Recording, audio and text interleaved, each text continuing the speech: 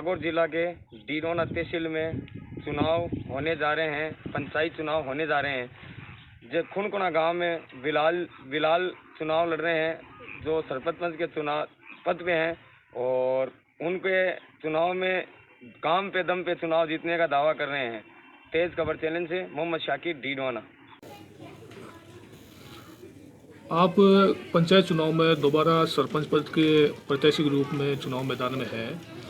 आपने पिछला जो कार्यकाल था, क्या विकास के काम करवाए और आगे अब आपकी क्या प्राथमिकता रहेगी? मैं सबसे पहले आपके इस चैनल को धन्यवाद अर्पित करना चाहता हूं, क्योंकि आपने इस गांव के विकास के लिए, इस कार्य के लिए आपने हमसे रूबरू हुए हैं। इसके लिए हम आपका धन्यवाद देते हैं। हमने पिछले 5 वर्ष के दौरान सभी जाति धर्म समुदाय के लोगों के सहयोग से हमने अपना कार्यकाल पूरा किया और सभी लोगों का सहयोग रहा। हम एक बार पुनः सरपंच पद के प्रत्याशी के रूप में वापस मैदान में आए हैं। हमने शिक्षा, चिकित्सा, स्वास्थ्य, बिजली, पानी, सड़क और रेलवे संबंधी समस्याओं पर हमने कार्य किया है और जनता का हमने विश्वास जीता है। हमने सबसे पहले हमारी ये प्राथमिकता रही कि हमारे यहाँ 36 कौम की बिरादरी के लोग इस खुनखुना में निवास करते हैं। हमारा सबसे पहला है यहाँ भाईचारा रखना। भाईचारा सबसे हमारा इम्पोर्टेंट है। खुनखुना कि हम एक ऐसी मिसाल पेश करना चाहते हैं जहाँ पूरे देश में एक खुनखुना एक ऐसा रोल मॉडल कस्बा बने। अगर भाईचारा कहीं देखना हो तो वहाँ खुनखुना का देखा जाए। तो मेरा सभी लोगों से यही है कि आपस में मेल जोल रखें और प्यार बनाए रखें। हमने सड़कों का विस्तार से कार्य किया। हमारे कब्रिस्तान का जो सड़क निर्माण कार्य था, हमारा रेलवे ट्रैक के पास जो लालीपुरा का जो मुख्य मार्ग, हमने वहाँ से रेलवे के आला अधिकारियों से, जनप्रतिनिधियों के सहयोग से और समस्त गांव के समस्त लोगों के सहयोग से हमने वो पास में जो मकान थे उन सभी लोगों के सहयोग से वहाँ से हटाकर हमने वहाँ रास्ता निकाला, क्योंकि वहाँ पानी का भराव था, कीचड़ था, क्योंकि वहाँ पर सरकारी विद्यालय थे और वहाँ लोगों का आना जाना बंद था, क्योंकि रेलवे ट्रैक के दोनों तरफ गांव की बसावट होने की वजह से वहाँ लोगों की भारी परेशानी थी और वो कार्य हमारे इस कार्यकाल में सभी लोगों के सहयोग से वो पूर्ण हुआ। और उसके बाद हमारे जो स्टेशन पे एक रास्ता जो बड़ा कठिन रास्ता था, उसका हमने चौड़ाईकरण किया। वो हमारे वहाँ सत्यनारायण जी सोनी और जो अभी बरेली में वहाँ वो निवास करते हैं, उनके सहयोग से हमारे यहाँ स्टेशन से हमारे रामपाल जी सोनी साहब, हमारे तुलसीराम जी ओलानी साहब और मनोज सिंह जी और जितने भी हमारे यहाँ स्टेशन के लोगों के सहयोग से हमने उस रास्ते को चौड़ा किया। उनके मकान को हमने हटाकर वहाँ हमने रास्ता निकाला। ये हमारा सबसे बहुत ही महत्वपूर्ण कार्य था। इसके अलावा हमने पानी के लिए 10 ट्यूबवेल सरकार के पीएचडी से हमने कार्य करवाए और बिजली विभाग के संबंधित हमने बहुत सारे ऐसे ट्रांसफार्मर डीपी लगवाए और जो हमारे गांव ढाणियों में जो वंचित हैं बीपीएल परिवार के लोग, उन पे हमने विद्युत सप्लाई की व्यवस्था हमने करवाई। और शिक्षा के संबंधित में हमने शिक्षा को बढ़ावा देने के लिए 26 जनवरी और 15 अगस्त के शुभ अवसर के दिन हमने जो प्रथम और द्वितीय और थर्ड जो बच्चे अव्वल रहने वाले हैं, चाहे खेल के संबंधित हो चाहे शिक्षा के संबंधित हो, उनका मनोबल बढ़ाने के लिए हमने पंचायत स्तर पर परिस्थिति पत्र उन मूवमेंट हमने प्रदान किए ताकि बच्चों में वो शिक्षा आगे बढ़े। और इसके अलावा बालिका शिक्षा का बढ़ाव के लिए हमने हमेशा पुरजोर तरीके से हमने मांग रखी और हम चाहते हैं कि बालिका विद्यालय हमारे यहाँ खुनखुना स्टेशन पर हो। आपने बात की शिक्षा की और चिकित्सा की, तो दोनों ही ग्रामीण क्षेत्र से में पिछड़े माने जाते हैं, तो अब दोनों ही क्षेत्रों के आप क्रमोन्नत के लिए क्या प्रयास करेंगे? हमारे यहाँ पीएससी हैं, वहाँ वो आदर्श पीएससी है, उसको सीएससी में हम क्रमोन्नत चाहते हैं। और हमारे यहाँ ग्रामीण क्षेत्र है, हमारे यहाँ डीडवाना और खाटू हमारे बीच में ये हमारा खुनखुना कस्बा आता है। हमारे यहाँ 108 एम्बुलेंस की सुविधा हो और यहाँ एक अग्निशमक वाहन भी होना अति आवश्यक है। और खुनखुना एक बड़ा कस्बा है और स्वास्थ्य की दृष्टि से और ये कार्य होना ज़रूरी है। जैसे कि आपने बताया ग्रामीण क्षेत्र है और ग्रामीण क्षेत्र में किसानों के सामने आवारा पशुओं की, लावारिस जानवरों की एक समस्या आती है, उसको लेकर के आप क्या काम करेंगे?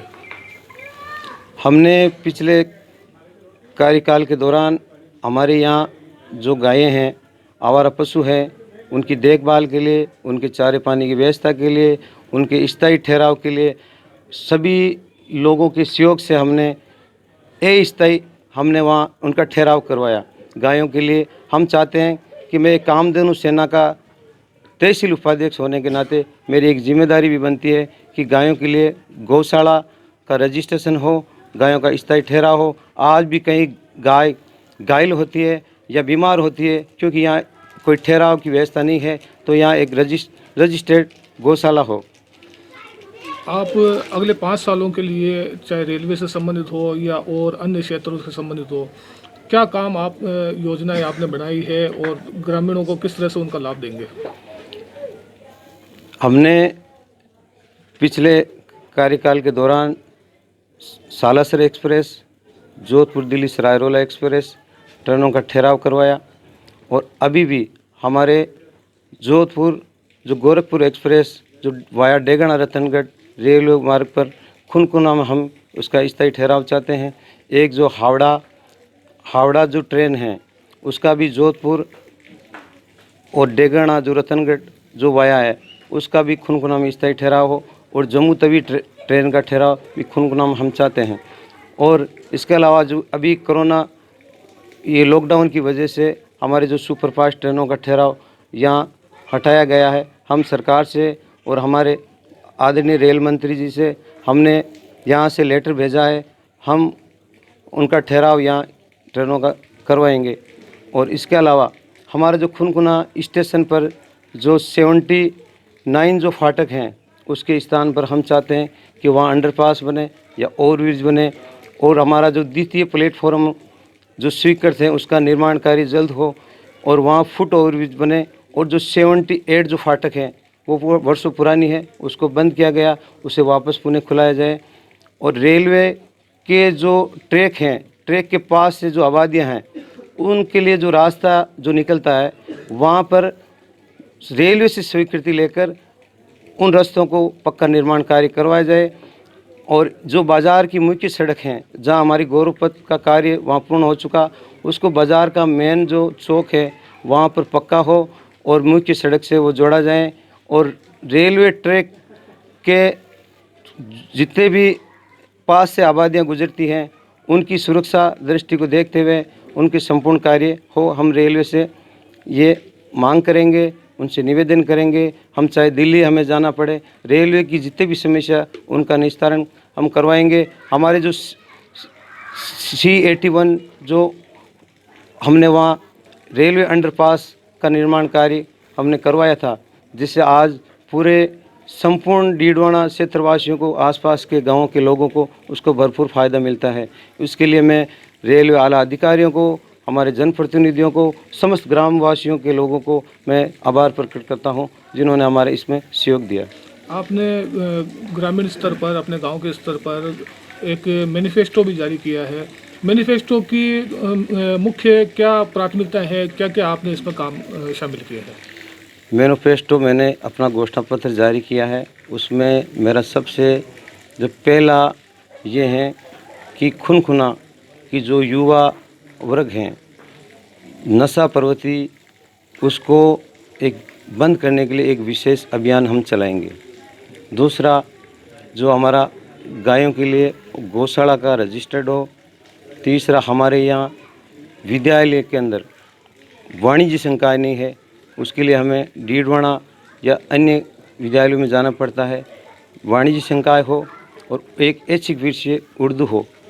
और इसके अलावा हमारे यहाँ पंचायत के निजी आय नहीं है हमारे यहाँ, तो उस निजी आय को बढ़ाने के लिए प्रतिवर्ष हम चाहते हैं कि एक यहाँ सार्वजनिक मेला लगे और बच्चों के मनोरंजन के लिए और उद्यान विकसित हो और CCTV कैमरे सार्वजनिक स्थलों पर लगे। और इसके अलावा जितने भी गांव ढाणियाँ हैं उनमें पेयजल की जो दिक्कतें आती है, पानी की परेशानी है, पाइपलाइन डलवाना, वहाँ नलकूप है, GLR है, टांके हैं, ट्यूबवेल हैं वो स्वीकृत करवाना और इंदिरा गांधी नहर का मीठा पानी हर घर हर डाणी वहाँ पहुँचाने का हमारा लक्ष्य है, वो हमारे प्लान में है। आपके ग्राम पंचायत में 8 उम्मीदवार बताए जा रहे हैं, ऐसे में आप ग्रामीण क्षेत्र की जनता को क्या संदेश देंगे? अभी हम 8 जने मैदान में हैं और मैं जनता से अपील करता हूं और निवेदन करता हूं कि आप सभी मिलजुल कर रहें, शांति प्रिय मतदान हो।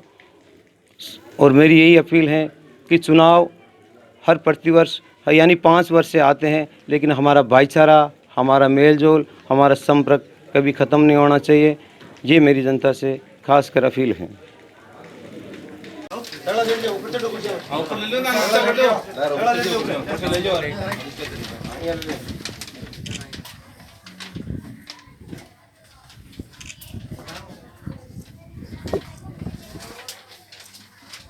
हमारे इस चैनल को ज़्यादा से ज़्यादा सब्सक्राइब करें, लाइक करें और सब लोगों के साथ शेयर करें। Thank you.